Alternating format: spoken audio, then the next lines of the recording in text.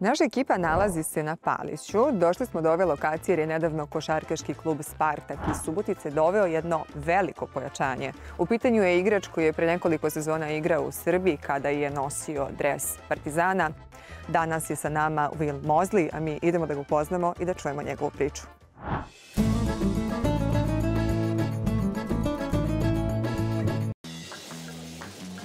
Ovo Firminjo? Ne bre, to je Soldado. Saldanha seco. Matheus Saldanha. Registrujte se i mi vam poklanjamo 11 puta po 2000 dinara. Plus svaki dan free spinovi, a utorkom loyalty cashback. Nes Uzlova. Majke mi.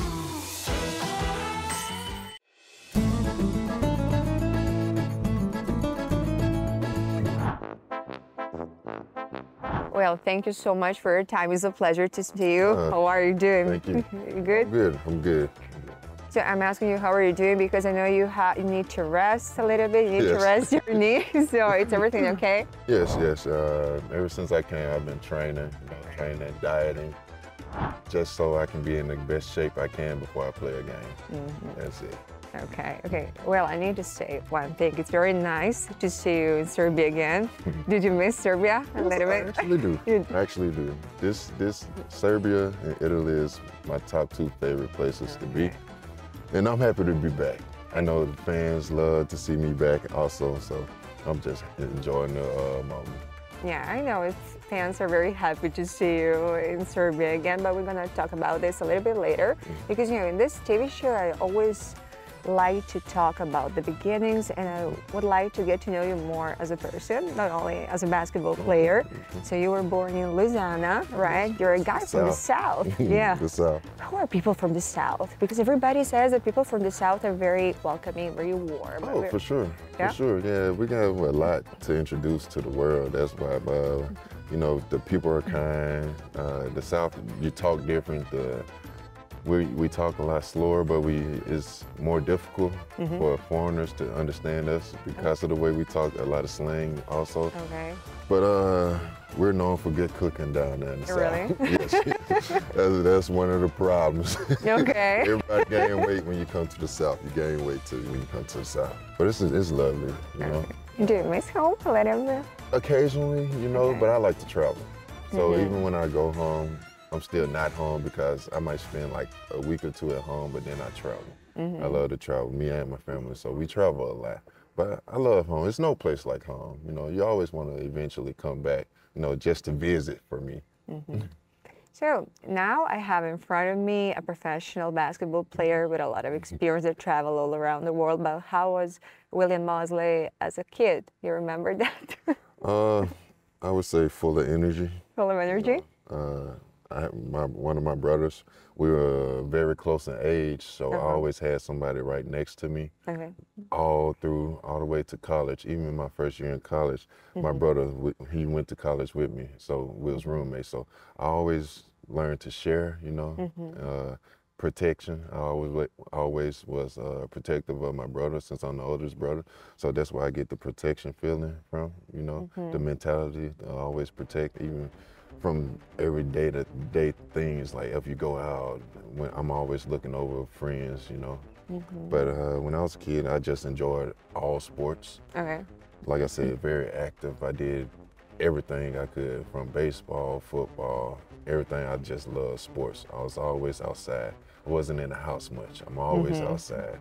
But I was just that kid full of energy. Yeah, kid full of energy. And I can say that basketball was not your first option because I know, it actually wasn't. Yeah, because I know that you started to play at 15 years old because your high school coach asked you to try out, right? I love football, American football. That was my favorite. I just knew I was going to the NFL. I just knew it. But so while I was in high school, I ended up getting my first injury in football. I dislocated my elbow. Oh my God, yeah. So of course, my mother didn't want me to play anymore. You're not doing this anymore. You don't want to do it. You're not doing this anymore. So I go to high school, and I stopped playing football. And I didn't know what I was going to do next. I was just in school. But like you said, my high school coach eventually, he came up to me and asked me to try out for the team First time ever trying out. Made the team. I was surprised because in my eyes I wasn't that good, but I was an athlete, I was athletic. You know, I had certain things I was good at, but he saw potential in me. Yeah. So he was able to help me work out on certain things, and as I got older, like I was 15 when I started, so maybe when I turned 16, I was much better than I thought. I can actually go to college for basketball. Okay. And when I turned 17, my senior year, I was doing great. Yeah. So I actually saw that I can go to college. Yeah, that's very interesting because you play only 2 years, and so you saw a lot of quality. That he did very good. So thank you to your coach. What's his name? Mac Jones. Mac Jones. I actually saw him recently when I was back home, and I always tell him thank you because without him, I don't think I would be at this point right now.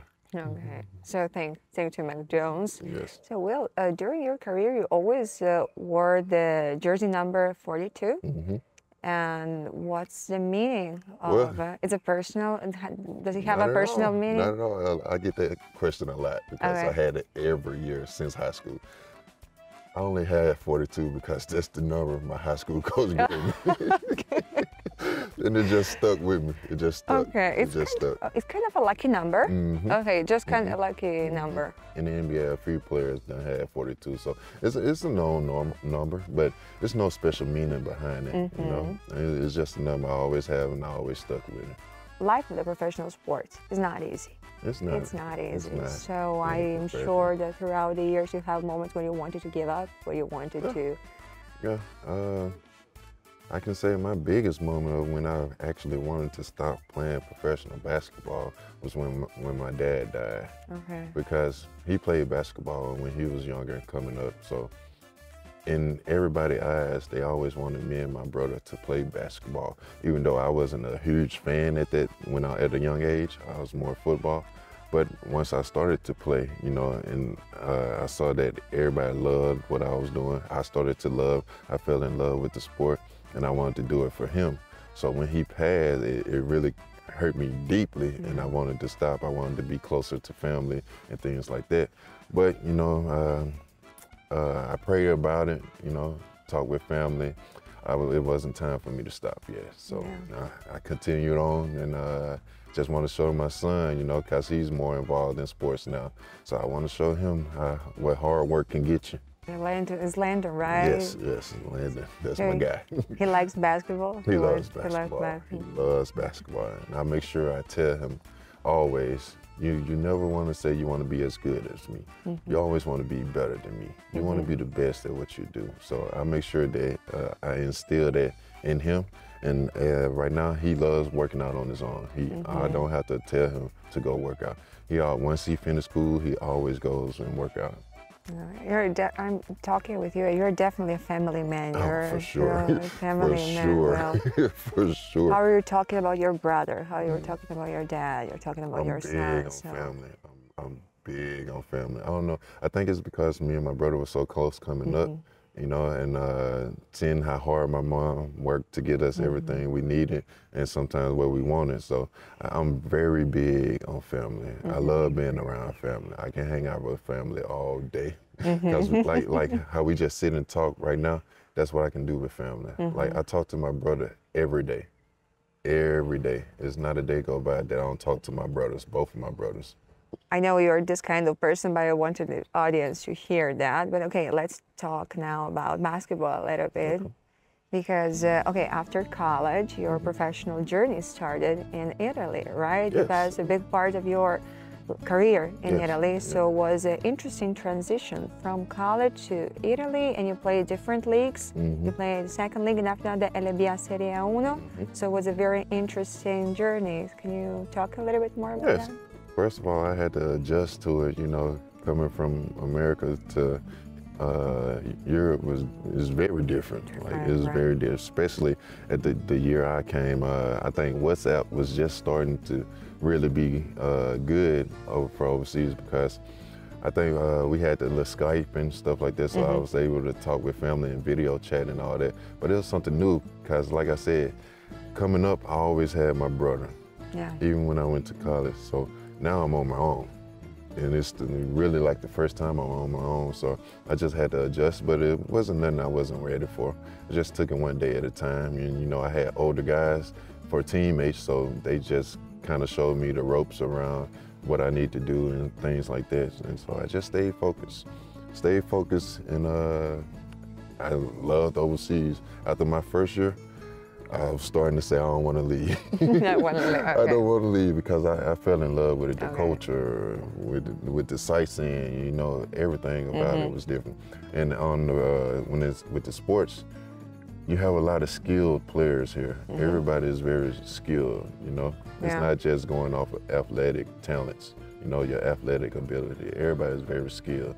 And that was something new, being surrounded by a lot of skilled players. And I was ready to take on that challenge.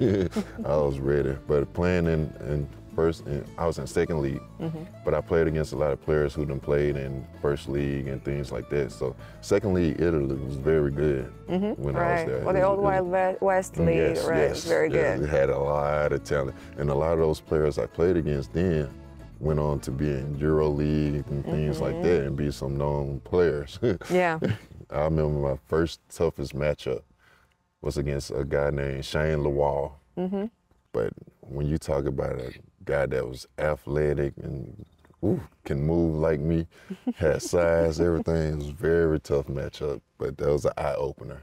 But shout out to Shane Lawal, man. Great guy, man. I still talk to him on the internet every now and then. You know, it just came natural to me once I was in first league because I felt like I done played against a lot of guys that's here already. So I was just comfortable in knowing how I play. I'm just a hard worker, you know, and I work hard. So I just do what I can every time to help my team win what I feel. Yeah, sure, because basketball at the end of the day is a team sport, so Team sport. you need to, Team very sport. important. And you played the first league with Trieste, Yes, right? It was yes, 2018, and that was a very particular moment for the team because after a lot of years, they came back to the first league. It's a city that have a long tradition. I think that Trieste and Bologna are the two cities in Italy that can be defined basketball cities. So it was a very nice experience, I guess. Very nice. The fans was great in Trieste. I had to say that first. It was great. We had a pretty good team. We ended up going to the playoffs, and we was making some noise. But the coach was good, you know. Yeah, it was Almasson, right? Yes. It was Almasson, Yes. Eugenio. Yes, and I had a lot of fun in Trieste. I call it the Windy City, though. Yeah, it is. windy. Bora. Very, very windy. The Bora city. Yes, you're Bora. right. Bora City. Bora city. Yeah, it's a little bit. This is the only bad side of Trieste. That's I it. see. That's it. Other than that, it's nice. You know, it's nice. It's not too far from Valencia. Yeah, it's close, like it's 200 close. kilometers. Yeah, it's not far at all. So you can, on off days, I travel there because this is another beautiful place. But, you know, overall, I just loved all of it. But after Trieste, you came. Okay, yes, this place to Partizan. To Partisan, I actually was talked to Trinchieri, you know, the coach, and he wanted to bring me in, you know, as like a secret weapon because I wasn't on everybody's radar, you know. And when I first come, you know, there's a lot of people that was like, he's too small to play at the center. Yes. They said that? Yeah, there's a lot of messages. I was like, I don't know. It was very iffy. But I didn't let that get to me because I know what I can do. And so as the season went on, I began to become the fans' favorite. Yeah. Although You did, definitely. I don't score the most points on the team or nothing like that, but I make a huge impact with the energy, with the defensive things I can do. You know, I just play hard. I played with a chip on my shoulders, you know. Every game, I wanted to show what I can do, you know, and every game was like a new day for me. But you said that you were Andrea Trinchieri's secret weapon. Yes. So how was working with Coach Trinchieri? Oh, it was great. He's a great coach. Yeah, it great is. coach. He is. From the way he think and everything, because we had a lot of tough games. And he'll adjust in the middle of the game. He'll make adjustments that will help us win. And that season, we ended up being #1 in everything. And then Corona stopped it. So I was very hurt because I just felt like we was finna win everything. Euro Cup, ABBA League. I thought we was going to win it all because we had a great start. We won the cups, different cups, the ABBA League cups. And so it was a great feeling from the beginning. The team had good chemistry, everybody playing their role, and it just felt good, you know? Yeah, you said before that you missed a little bit Belgrade, that you missed the fans, right? So Yeah. would you like to tell me more about your relationship with the fans? Because I think you still remember them. Oh yeah, Okay. for sure, because everywhere I go in Belgrade, you'll see fans. It's either partisan or Red Star, but I also had fans who was Red Star would tell me, come up, hey, you're a very good player, you want to take pictures, things like that. So every chance I get when I'm out, I try to take pictures with fans because I love fans, you know. I love taking pictures also. And it's just a good feeling, you know, to have when you're walking around the city. You want the home crowd to love you, Yeah. you know. You want to feel welcome. You want to feel at home, you know. So it was like it was my second home. I didn't want to leave there either because I loved everything about it. My son, in the beginning, he get upset a lot because like, when we go out to eat or to movies, like I said, it's a lot of fans everywhere, so everybody want to take pictures. So he was like, oh man, I want my dad to just come watch a movie. We just want to relax. Okay, yeah. So he was I getting want that tired. for myself. He getting tired of the camera, but as the season went on, they start to want to take pictures with him also. So I think he was loving that also. He was a little camera shy when they put him on sometimes, but I think he started to love it.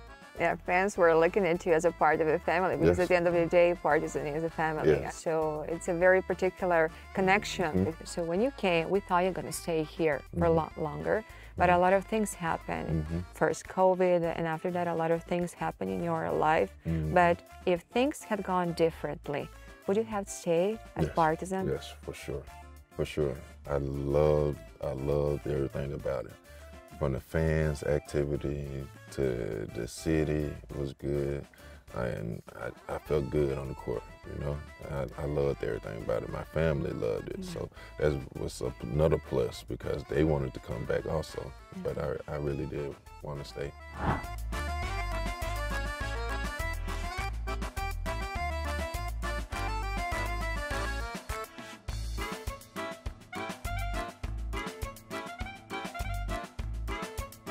So And what was this one? it's pasta. Type of pasta? I think this is pasta, but you know, as I told you before, Hungary is very close, so this is like a Hungarian dish, typical from the north of Serbia, and I think this is a specific type of pasta. I don't know. I'm gonna take a picture before I go. Yeah, so I'm gonna eat that after the diet because in this moment you're very careful, right, when it comes to alimentation. Yes. Yeah, that's even the bad part, though. The professional sports, you cannot eat whatever you want. That's the difficult part. That's the difficult part. That's the difficult part. Very difficult. So why is difficult? Tell me, for example, now, the dish that you like to eat the most, but you cannot eat because of sports. Or the food of a dish or something that you would like to eat every day, but you cannot eat because of sports. Barbecue. Barbecue? Barbecue. I love to barbecue, you know. I love to barbecue. And this past summer, I barbecued quite often. And so I picked up some extra weight, but that's one dish that I want, but I know I can't have. You cannot have. Yeah, I know I can't have it because it put on too much weight. It can make you feel drowsy, you know, a little bit sleepy, a little bit lazy. Make you feel lazy, but that's one dish that I love that I know I can't have. Yeah, it's a little bit heavy, It's right? very heavy. It's tasty, but it's a little Very bit tasty. heavy. Serbian barbecue. Yes. Cevapi, Serbian I barbecue. can't wait to eat. Can't wait. I love that too. So, no, because while I'm talking to you, I can understand that your experience before your experience in Partizan, your life here in Belgrade was very nice. Even now, you're feeling very good here in Serbia. So tell me about this part. So do you like to be here? Do you like to be in Serbia? I love being in Serbia. I love it because it's just feels so comfortable to me, you know. I think that's a huge part with the fans. The fans help me feel comfortable when I'm out and things like that. They are very helpful when I'm out because, you know, I like to walk around to see different things like that. So I do a lot of walking around. But I love going to the movies also. So that's a perk they have. They have English speaking Okay. You know, certain days they have movies speak English with Serbian subtitles. Okay. So I like to spend a lot of time like that. The food is good. I have good food while I'm here. I love everything about it. The basketball world, I love it because, like I said, it gives me a lot of energy. It just makes me feel at home, you know? Tell me about Subotica. Okay, wait, this is the first time you're visiting the College Lake and you like it? You like it so far? It's very nice, actually. It's a beautiful scenery, you know? This is like a place I would want to take a lot of pictures, you know? Just have me a little photo shoot, but it looks nice. It's relaxing, you know, it's just help you clear your mind when you're out here. Yeah, well, tell me, okay, let's talk now a little bit about Spartak because, you know, you are the player with most experience in the team, so you can help the younger players. Tell me first how your collaboration with Spartak started. It started with a phone call from a former teammate, Gordich. We was actually in Partisan together and Monar. But it started with a phone call when he asked me if I think I'll be able to come and help the team because he feel the type of player I am that I'll be able to help in a big way. I told him, yeah, you know, just give me some time. I get in shape, you know. I shed the weight that I picked up. And I think I'll be able to help the team, you know. Like you said, very experienced, you know. So I bring physicality. I have good communication skills with people. So I'm able to talk to my teammates, you know, get chemistry early. So, and it shows in practice. This week I practiced with the team all week. And it shows that I would be able to help the team out. So we'll see for next game. Okay, what's your goal, guys, to the end of the season? The goal is to win every game, for one.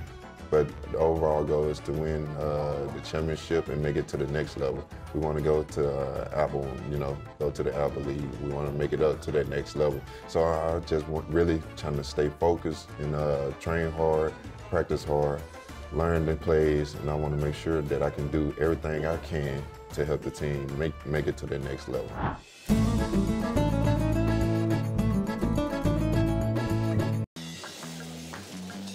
Firminho. Ne bre, to je Soldado. Saldanha seco. Mateus Saldanha. Registrujte se i mi vam poklanjam 11 puta po 2000 dinara. Plus svaki dan free spinovi, a utorkom loyalty cashback. Nes Uzlova. Majke mi.